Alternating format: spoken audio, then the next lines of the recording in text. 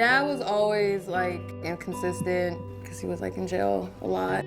If you have a cliche type story, then everyone assumes that you're going to become a statistic, you're not going to do much. It's basically like we're set up to fail. Soon after my mom and dad divorced when I was really young, me and my dad went homeless, right, for a long time. After Marine Corps, I had PTSD really badly. I tried to commit suicide and I was back on the street.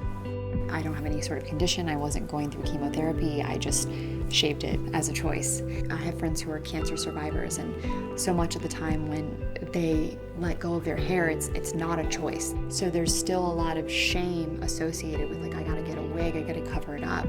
I just had this idea of how cool would it be to organize an event where women actually discovered that they aren't their hair. And I got so excited just thinking about it. So I was like, that's the event that I'm doing. 1957, corporate America set up recruitment booths on the campus. No Jews, no Negroes, no Hispanics, no Orientals. I couldn't get interviews. I couldn't get a job. So there ensued the next 4 months of my life. My temples throbbed with rage, pain, and my government supported it. I really felt that I was a screw up, but I also really felt that God had a plan for me the whole time. When I pray every morning, one of the things I pray about is just making sure that I'm being grateful for what I actually have been given, but also always asking, just live through me today. I think God is always a force for good. I think God's everything and everywhere. My freedom as an artist comes from God. I have chosen to be affiliated with that part of our culture all my life since I've been able to make my own choices. God is a force for good in my life. There's been plenty of times when I thought things should have gone the other way and it didn't, just for that one reason. The rights and the freedom and the love and the self-expression and us being enough, it's already there. It's already there. When it comes to poetry and my writing, I just say that that's honestly God.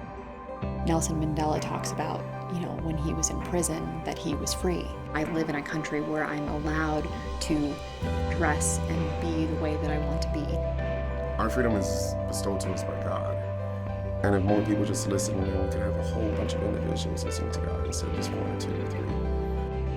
I've seen a lot, and I'm 81 years old and still kicking. The expression, becoming a more perfect union, isn't a perfect one. It's a process that never ends. I believe in purpose more than power. I believe most fold in their darkest hour. But I see good even where the devil lies. I see past the acts and the heartless disguise. Sign the heart of an angel, one uninterested in the label. I know what it means to be fragile, though I rely on my strength. To take my aggression as nothing more than a sign of defense. At my weakest is when I kneel my most humble. God's preparation is foreseen through my stumbles, so I never grow weary in my journey, just more patient, reluctant to ever become one with the chaos I was faced with. But you see, I never have to worry, because in God is where I find my pride and my glory.